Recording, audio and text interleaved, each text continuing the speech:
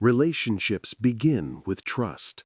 They grow through routine moments, shared spaces, and the belief that the person beside you values your safety as much as their own. But in a number of cases across Australia, investigators found some cases far more troubling behind that trust. Situations where boyfriends became the central figure in some of the most violent crimes committed against their own partners that they once loved. In today's chapter, we continue our deep dive into the minds of boyfriends whose crimes shook entire communities. Cases where couples whose lives appeared ordinary from the outside until behavior, control, or jealousy escalated into deadly decisions. These crimes weren't misunderstandings or accidents. They were moments where someone chose violence against the person who trusted them most. So settle in, pay attention, and remember, sometimes the most unsettling stories don't come from strangers at all. They come from the people we trust our lives with. You are watching Crime Insider.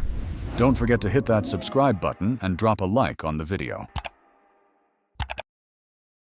Toby Loughnane, Melbourne, Victoria, 2021.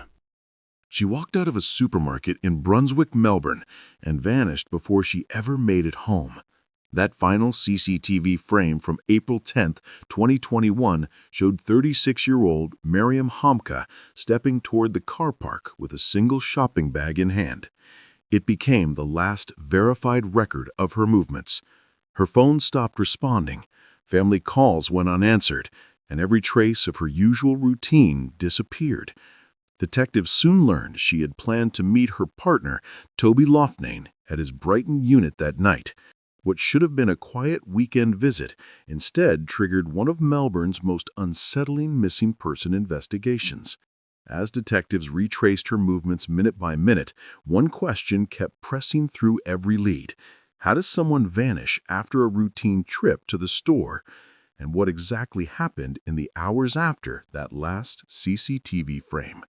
By the time Maryam Hamka's family contacted Victoria Police on 15 April 2021, 4 days had passed without any message, call, or sign of her. According to statements later provided in court, Maryam normally stayed in close contact with her mother and brothers. It was uncommon for her to go more than a few hours without responding, and the silence across several days triggered immediate concern. Detectives began their work that same afternoon. They confirmed Maryam's age, address in Brunswick, and the routine she followed in the days before she went missing. Officers reviewed her recent calls, banking activity, and digital traces.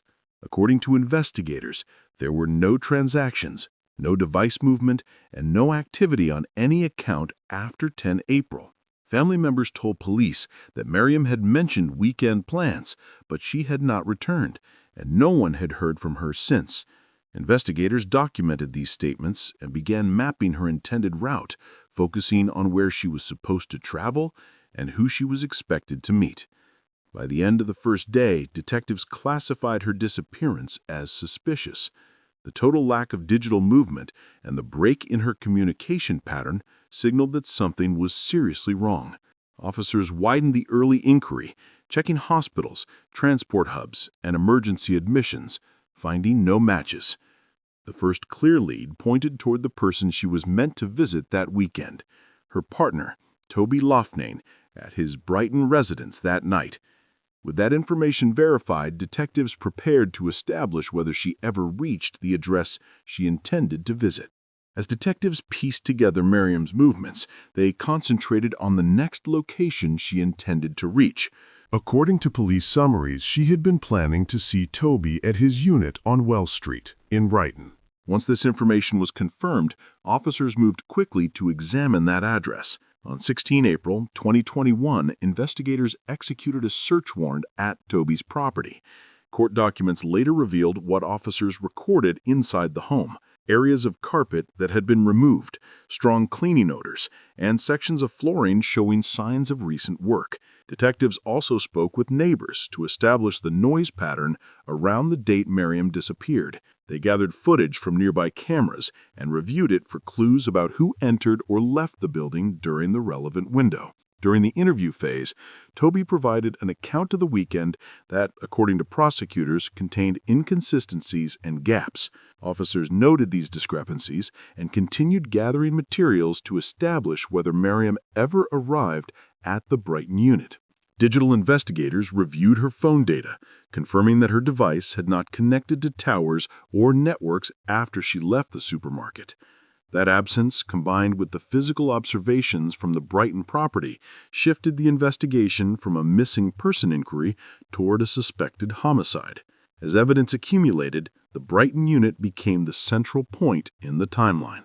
Once the Brighton address was thoroughly examined, detectives turned to vehicle movements recorded after the date Maryam disappeared. Police appeals issued in June 2021 named a red 2015 Mazda 3 hatchback as a vehicle of interest. According to those appeals, investigators believe the car had been used around the time Maryam was last known to be alive. Court-tendered material later stated that the Mazda was linked to Oscar Newman, a pool technician who knew Toby. Investigators allege that Oscar loaned this vehicle to Toby shortly after 10 April. They also allege that Oscar later returned to the Brighton unit with cleaning equipment, including a pressure washer and fuel, based on summaries provided in bail hearings. Forensics testing on the Mazda became a crucial development.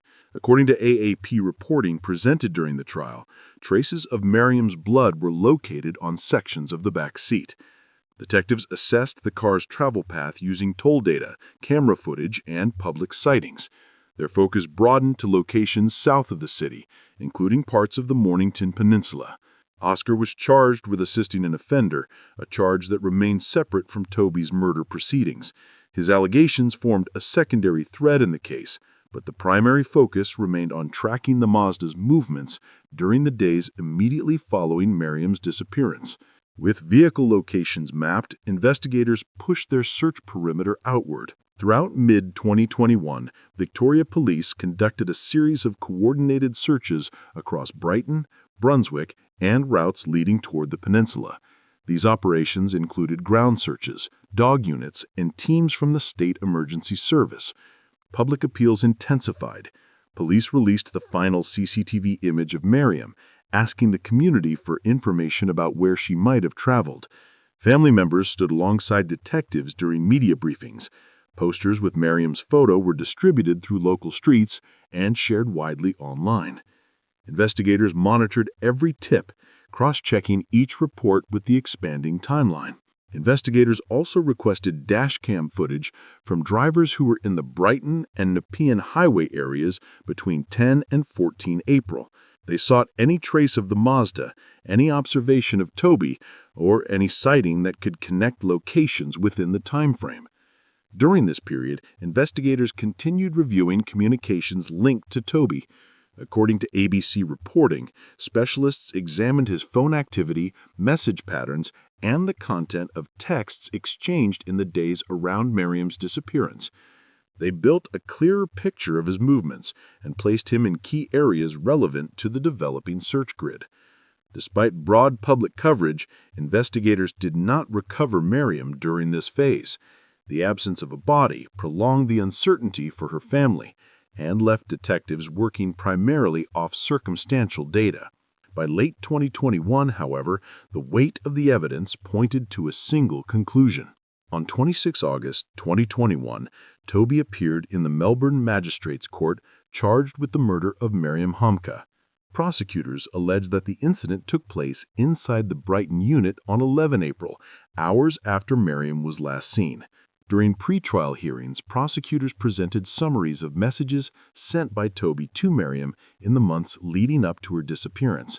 According to ABC and AAP reporting, these messages included threats, controlling language, and directions aimed at influencing her behavior. Investigators presented these communications as part of the broader context in which Maryam's disappearance occurred.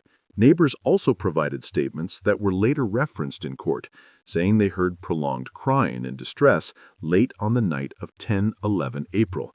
These accounts became part of the narrative built by the prosecution, showing a potential incident at the Brighton unit during the hours Maryam was expected to be there. Toby denied causing Maryam's death, Defense submissions indicated he claimed she experienced a drug-related medical emergency and that his attempts to clean the apartment were acts of panic rather than attempts to conceal wrongdoing. Prosecutors rejected this version and maintained the allegation of murder throughout proceedings. With Toby remanded and preliminary evidence formalized, the investigation moved through a lengthy pretrial period. For more than 2 years, Miriam remained officially missing, with investigators continuing targeted searches based on developing intelligence. A significant shift occurred in May 2023 when Toby provided information about a burial location during discussions with police. According to ABC and court reporting, this information led to a remote area of Cape Schanck on the Mornington Peninsula. On 7 August 2023, specialist teams conducted a coordinated search near Rogers Road. Human remains were located in bushland shortly before noon. The discovery was confirmed by Victoria Police as being the remains believed to be Maryam. Forensic analysis, later presented during sentencing, showed the skeletal condition consistent with long-term exposure. Recorded injuries included fractures to the right eye socket, nasal bones, and right side of the jaw. Due to decomposition, experts were unable to determine a precise cause of death, but the injuries supported the prosecution's overall position. Finding the remains marked a turning point. It allowed investigators to complete key parts of the timeline and provided the court with crucial physical evidence. With the recovery confirmed, the trial proceeded. The Supreme Court trial began in mid-2024. During the proceedings, Toby admitted placing Maryam's body in the boot of a vehicle and burying her on the peninsula. He also admitted sending messages from her phone after her death. However, he continued to deny murder, maintaining her death was accidental. Prosecutors presented the text history, neighbor accounts, vehicle forensics, CCTV records, and the observations recorded during the initial Brighton search. They argued that the timeline, combined with the injuries later documented, supported the charge of murder rather than an accidental event.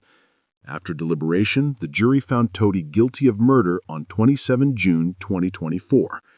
On February 14, 2025, Justice Christopher Beale sentenced Toby to 28 years imprisonment with a 20-year non-parole period. During sentencing, the judge noted the period in which Toby failed to disclose the burial site and questioned the sincerity of his claimed remorse. The court accepted that the conduct surrounding Miriam's disappearance involved both concealment and attempts to mislead those searching for her. Outside the Supreme Court, Miriam's family spoke to media. They said they were relieved that the process was over, but reminded the public that no sentence could compensate for the loss they experienced. Reporters noted that the family had attended each major hearing, continuing to seek answers throughout the 4-year investigation. The case drew significant public attention across Melbourne. Many followed the court updates, particularly due to the length of time Maryam remained missing and the scale of the search efforts. Community reaction highlighted gaps in how early warning signs were recognized and discussed. Advocacy groups used the case to highlight broader issues around partner-linked harm and the importance of rapid intervention. Although Maryam's remains were eventually found and her case reached a legal conclusion, the discussions around community awareness remained active.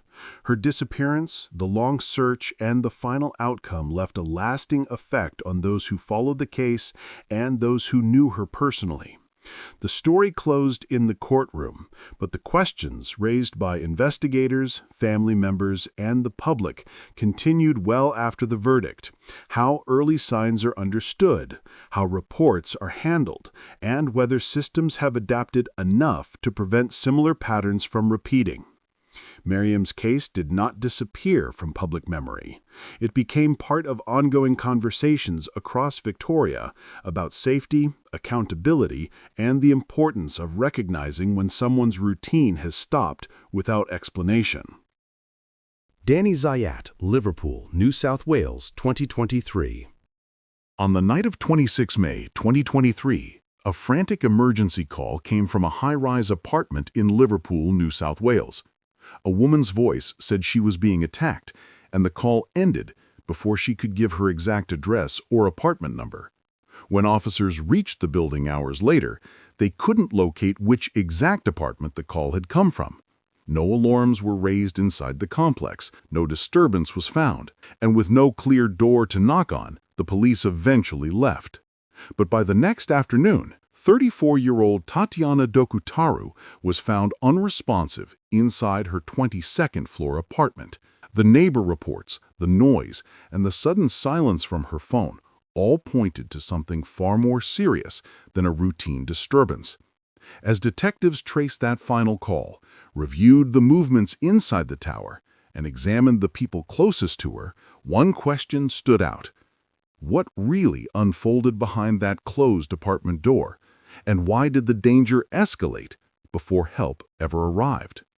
When detectives began reviewing the events of 27 May 2023, the first person they focused on was Tatiana Dokutaru, a 34-year-old mother who had lived in Sydney for more than a decade after moving from Canada. According to police summaries later presented in court, Tatiana stayed in regular contact with friends and family. That pattern stopped suddenly over the weekend, and the break in communication became the earliest indication to investigators that something inside her Liverpool unit required immediate attention. Once Tatiana was formally identified, officers treated the apartment as a potential crime scene. They photographed each room, documented the layout, and noted the condition of her belongings. Detectives examined whether any entry points showed damage, whether items inside the unit had been disturbed, and whether any signs pointed to who had been present during the night. The early observations suggested an incident had occurred while the building remained quiet, prompting investigators to shift quickly into timeline reconstruction. They began with Tatiana's final known communications. Detectives reviewed her messages, food delivery records, and calls from earlier in the evening. These details helped confirm her interactions leading up to the point when her phone stopped responding. Officers also examined recent contact patterns and checked for anyone she had spoken with in the days prior. According to court documents, investigators noted that Tatiana had been in contact with her former partner, Danny Zayat, before the weekend. This detail, combined with access log information from the building, provided an early direction for the inquiry. Detectives now needed to determine who entered the tower that night, who had access to her floor, and what occurred in the hours before her communication ended. With the initial timeline established, the investigation moved into its next phase, tracing movements inside the building and reviewing the people closest to her. The next phase focused on the hours before the emergency call. According to court testimony, Tatiana had spent part of the evening with a friend. They shared a meal, talked about recent events, and discussed Tatiana's ongoing communication with Danny. Prosecutors later told the court that Tatiana expressed concern about her safety, grounding this information in messages she had sent to friends in the weeks before. Detectives traced Danny's movements through the building's entry logs, CCTV coverage of the foyer, and phone metadata. They found he arrived at the tower that night, consistent with the accounts Tatiana's friend provided. Officers also examined her final outgoing messages, including the updates she sent about who was visiting her and whether her friend intended to leave with him. With those messages logged, investigators were able to establish Tatiana's final confirmed activity before her phone fell silent. Detectives then compared her outgoing communication with the building's entry data to verify who had accessed the tower during that period. The timestamps matched the movements recorded on CCTV, giving officers a clearer picture of who arrived, who left, and the order in which those steps occurred. This sequence formed the last reliable window of Tatiana's interactions that night. Detectives treated it as the baseline for the next stage of the inquiry, focusing on the minutes after her friend departed and the point at which her communication stopped entirely. From there, the investigation moved into reconstructing what happened inside the apartment after that final message was sent. Detectives reviewed the tower's surveillance footage, frame by frame. The building had dozens of cameras covering elevators, lobbies, car parks, and common areas. According to police statements presented in court, one particular sequence became crucial. Minutes after Tatiana's call ended, a man identified as Danny was seen leaving the apartment floor and making his way down through the building. Investigators linked this footage with the movements documented on his phone and matched the timing with the abrupt end of the call. They also retrieved footage from outside the building, where police alleged an object thrown from a high level struck the pavement. According to the prosecution, that object was likely Tatiana's phone. Despite extensive searches and public appeals, her device was never recovered. This missing phone added a complicating element to the case. Detectives testified that it may have contained key messages, calls, or audio from the moments before the emergency call.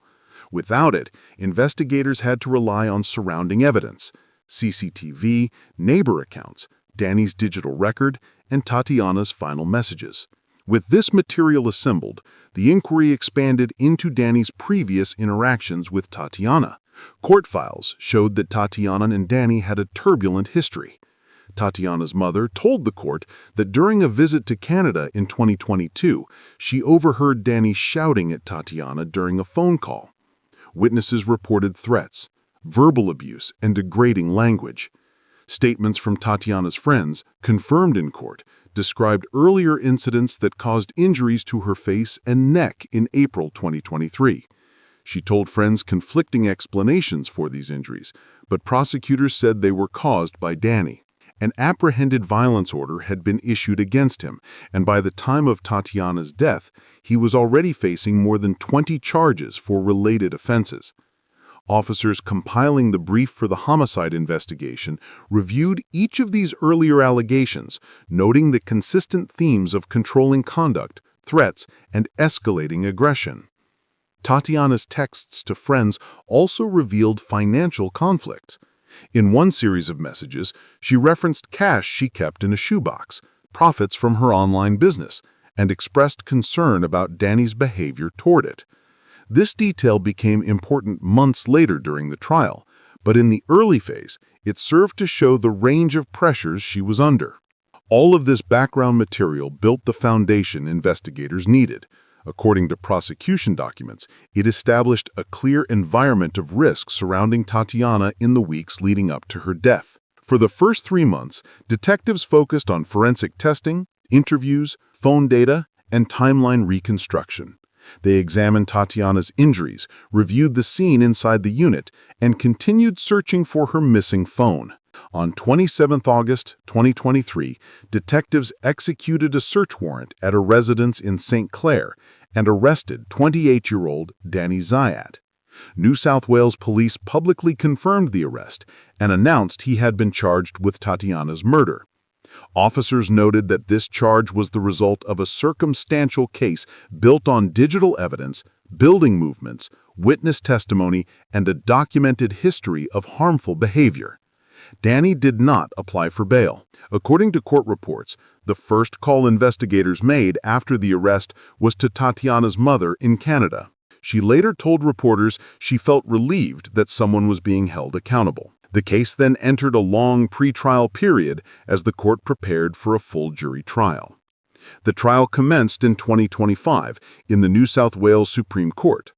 Prosecutors presented their timeline first, detailing Tatiana's final evening and the moments surrounding her emergency call.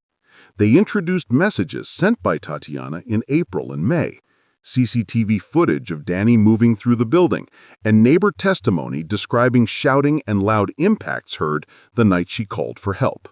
They also presented the allegation that Danny threw Tatiana's phone from the apartment shortly after the call ended, referencing the surveillance footage and the absence of the device despite extensive searches. According to the Crown, this action suggested an attempt to interrupt communication and eliminate evidence. Medical experts testified that Tatiana suffered head injuries consistent with an assault. The prosecution stated that these injuries were the result of violence inflicted inside the apartment. They argued that Danny's conduct leading up to the call, combined with the footage, messages, and prior incidents, demonstrated an escalating pattern leading to the fatal event. The defense claimed Danny left after an argument, and that the cause of death could not be directly linked to him without further analysis. They referenced Tatiana's health history and suggested alternative explanations, arguing that the prosecution had not proven direct intention. Jury members were instructed to consider all possibilities. The trial continued for several weeks. In early November 2025, after extensive deliberation, the jury found Danny guilty of murder. According to coverage from both Australian and Canadian outlets, the verdict was reached on an 11-to-1 majority, and sentencing was set for 19 December 2025, which at the time of making of this case is not reached yet. The verdict prompted strong reactions from Tatiana's family, friends, and the broader public. Tatiana's mother, speaking from Canada, said the decision allowed her daughter to be remembered as more than her final moments, as a parent, an entrepreneur, and someone who tried to protect her family. Lachlan Young, Sebastopol, Victoria, 2024.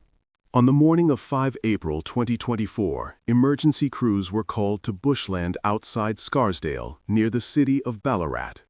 A burning vehicle was found at the end of a dirt track, and once the fire was contained, officers confirmed it belonged to 23-year-old Hannah McGuire, a young woman from the town of Clunes who worked at the local hotel and played community sport. The location raised immediate concern. It was far from where Hannah was last expected to be, and there was no clear reason for her vehicle to be there.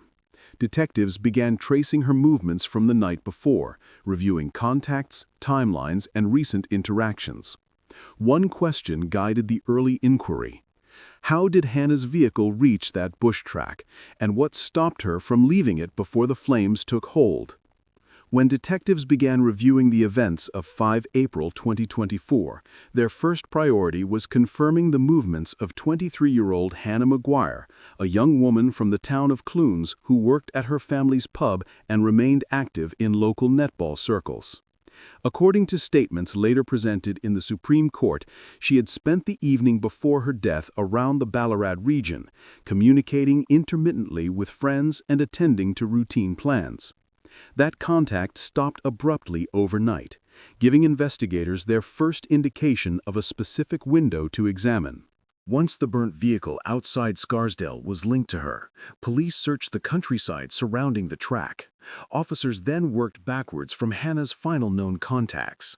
According to statements later presented in court, she had last been seen at the Sebastopol home she previously shared with her former partner, Lachlan Young. Phone data and witness accounts placed both of them at that address in the hours before her communications stopped. With no other confirmed location, detectives treated the Sebastopol property as the next critical point in the timeline. Officers documented the interior, examined the rooms where an argument was alleged to have occurred, and recorded the condition of the property. These early observations, combined with the location of the vehicle, led detectives to treat the case as a homicide from the outset. With the scene secured, investigators began reconstructing Hannah's final known hours.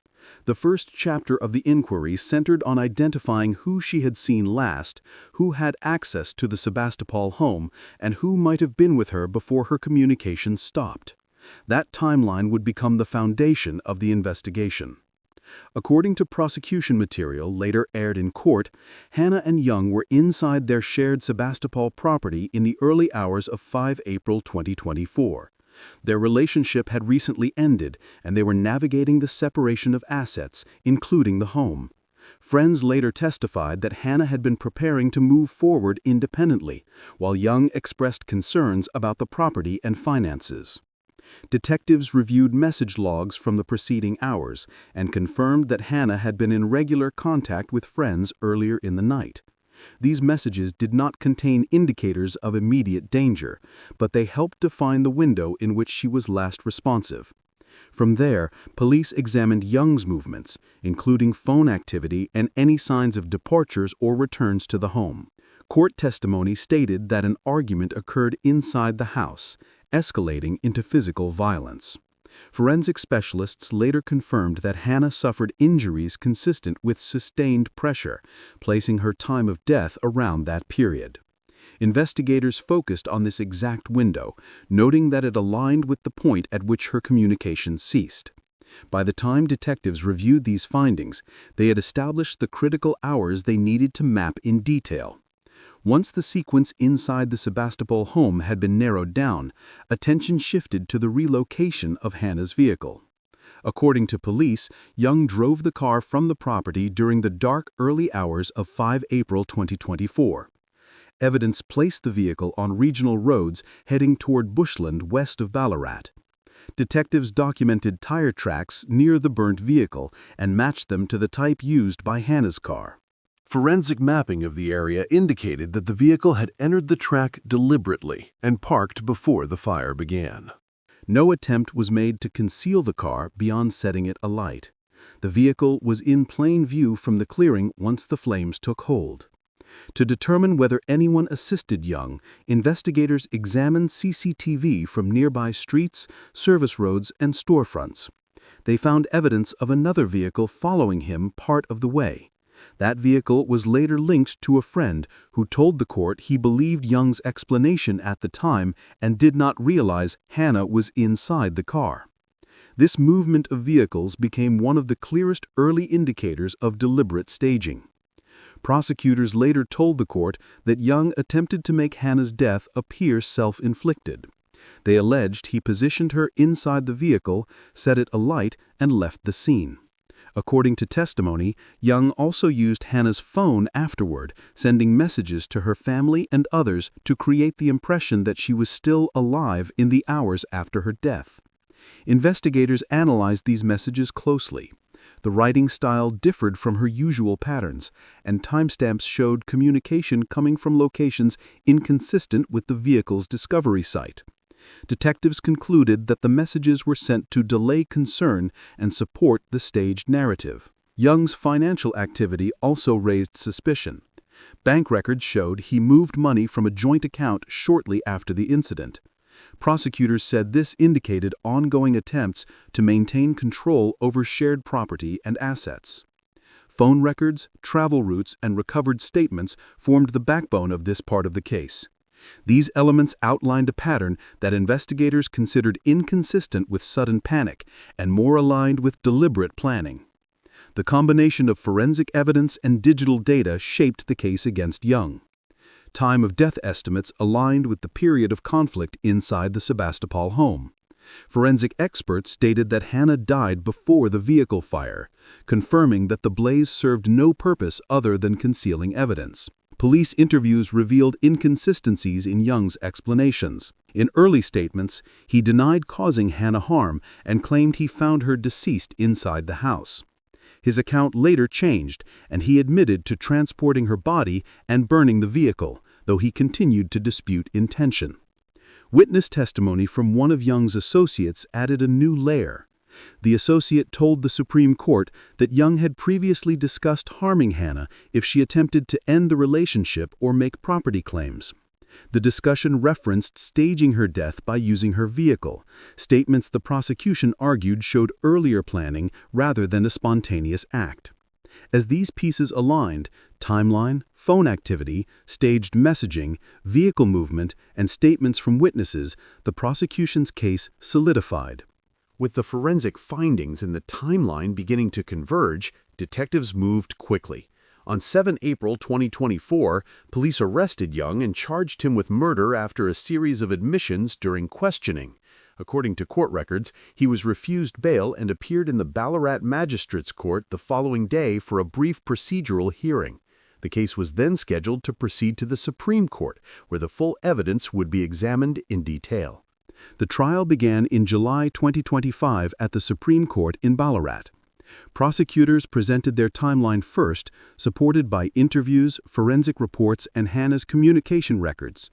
They emphasized the pattern of controlling behavior leading into early 2024, and the shift that occurred once Hannah attempted to leave the relationship. Witnesses described changes in Young's conduct in the weeks beforehand, pointing to jealousy, controlling tendencies, and verbal intimidation. The prosecution argued that this pattern intensified leading up to the night of Hannah's death. Forensic experts explained the injuries Hannah sustained and confirmed the cause of death as sustained pressure. They also confirmed that the fire occurred after she had already died. Midway through the trial, after 8 days of evidence, Young's legal team requested he be rearraigned. In a notable shift, Young changed his plea to guilty to murder. The courtroom fell silent as the plea was entered, marking the end of the contested trial phase and initiating sentencing proceedings. This development reshaped the trajectory of the case. With guilt established, focus turned to the court's findings on intent, conduct after the death, and the severity of the staging.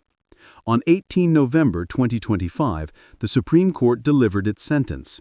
Justice Peter Elliott described the case as a deliberate and violent act following a period of verbal and physical control.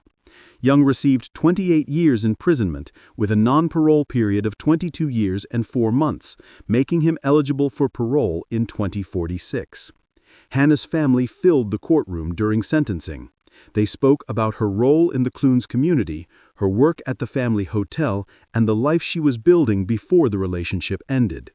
Supporters expressed relief at the sentence, though many said no outcome could compensate for the loss of a young woman whose presence shaped an entire community. The case contributed to ongoing discussions in Victoria about early intervention, risks during breakups, and the need for stronger support systems around young women leaving unhealthy relationships. Ballarat and Clunes held gatherings in Hannah's honor, with community members speaking about her kindness, involvement in local sport, and the gap left in the town after her death. For investigators, the case highlighted the importance of timeline analysis, phone reconstruction, and early identification of staged scenes. For the public, it became a reminder of how quickly control can escalate into violence, and how essential it is for people to have support when trying to leave relationships that place them at risk. Hannah's story now sits within a broader conversation across Victoria, a call for earlier recognition, stronger responses, and better protection before a situation turns irreversible. Cases like this remind us that crime never truly ends. It moves from investigation to courtroom, from sentencing to reflection, and the impact stays with families and communities long after the headlines fade. But even with everything that unfolds in these stories, we hold on to one belief, that justice, in time, will always find its way through. What do you think about the outcome in this case? Do you feel the sentence was fair, or do you believe something was missing? Let us know in the comments, and tell us where you're watching from. If you want to follow more cases like this, make sure to subscribe to Crime Insider. Your support helps us continue bringing these stories to light.